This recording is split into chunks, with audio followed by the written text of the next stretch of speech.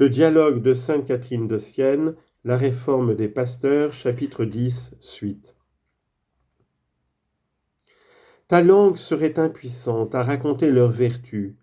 L'œil de ton intelligence ne saurait voir la récompense qu'ils en ont reçue dans la vie durable, et que recevra quiconque marchera sur leurs traces. Ils sont devant moi comme des pierres précieuses parce que j'ai eu pour agréable leurs travaux et la lumière qu'ils répandirent avec le parfum de leurs vertus dans le corps mystique de la Sainte Église. Voilà pourquoi je leur ai conféré une très haute dignité dans la vie éternelle, où ils possèdent la béatitude et la gloire dans ma vision, après avoir donné l'exemple d'une vie d'honneur et de sainteté, et distribué avec éclat la lumière du corps et du sang de mon Fils unique, et tous les autres sacrements. Aussi c'est d'un amour tout à fait à part que je les aime, tant à cause de cette dignité à laquelle je les ai élevés, en faisant d'eux mes oins, mes ministres, qu'à cause du zèle qu'ils ont déployé pour ne pas laisser enfoui dans l'ignorance et la négligence le trésor confié à leurs mains. Ils ont reconnu que c'était de moi qu'ils le tenaient, et ils ont apporté à le faire valoir toute leur sollicitude, une profonde humilité, de vraies et réelles vertus.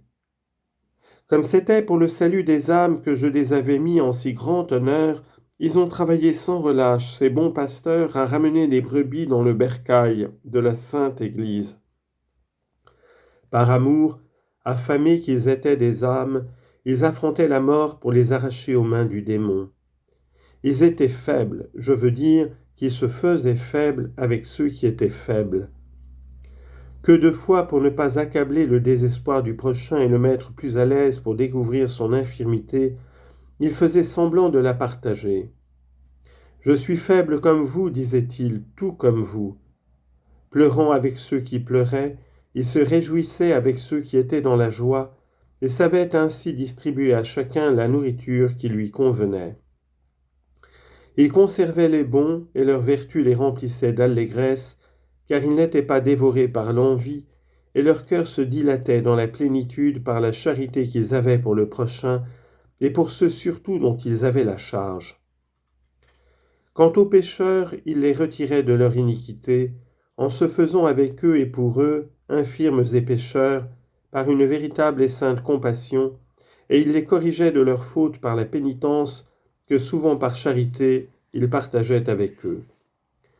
L'amour qu'ils avaient pour les pécheurs était tel qu'ils avaient plus de peine de la pénitence qu'ils imposaient que ceux-là même qui la recevaient.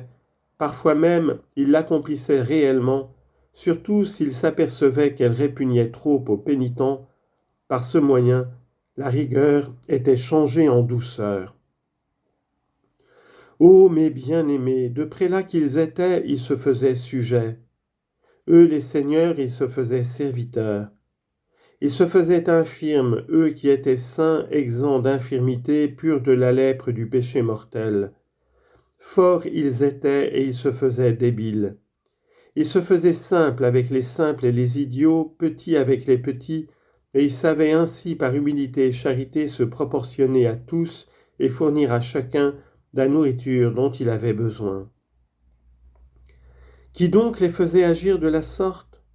La faim et le désir qu'ils avaient conçus en moi, de mon honneur et du salut des âmes. Ils accouraient à la table de la très sainte croix pour y manger cet aliment. Ils ne fuyaient aucun labeur, ils ne refusaient aucune fatigue. Pleins de zèle pour les âmes, pour le bien de la Sainte Église, pour l'expansion de la sainte foi, ils se jetaient d'eux-mêmes au milieu des épines de la tribulation et s'exposaient à tous les périls avec une véritable patience, faisant monter vers moi l'encens parfumé de leurs désirs pleins d'angoisse et de leur humble et continuelle prière.